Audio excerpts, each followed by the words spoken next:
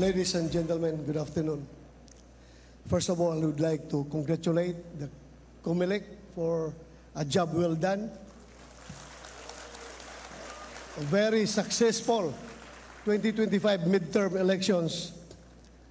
Pakiusap ko lang, Chairman George, na sana hindi na maulit yung natulog ako ng alauna ng gabi.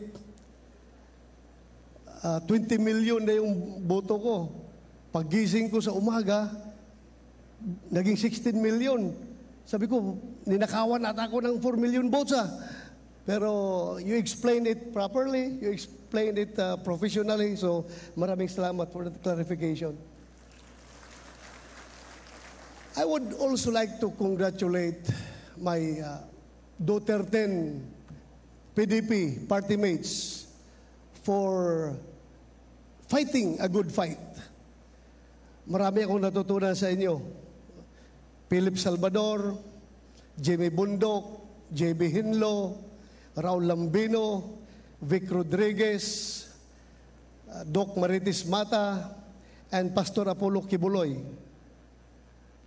Natutunan ko sa inyo na pwede pala tayong mahalin ng taong bayan kahit wala tayong daladalang ayuda. Thank you for giving me that lesson. And also, I would like to congratulate my guerrilla warfare campaign team. Nasama-sama ko palagi kahit saan ako nakakarating. Kahit na anong weather, andyan sila. Hindi ako iniwan. Maraming salamat sa inyo. I would also like to thank yung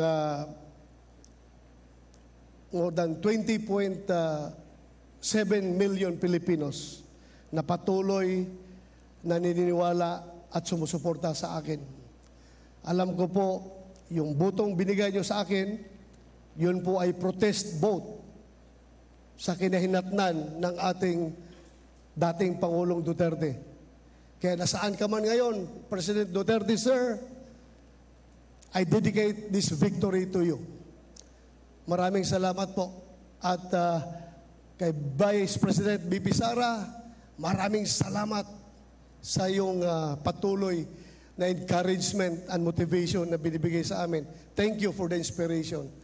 At sa lahat ng Pilipino, ako po'y magsasabi na hindi ko po kayo bibiguin. Itaga nyo sa bato. Maraming salamat.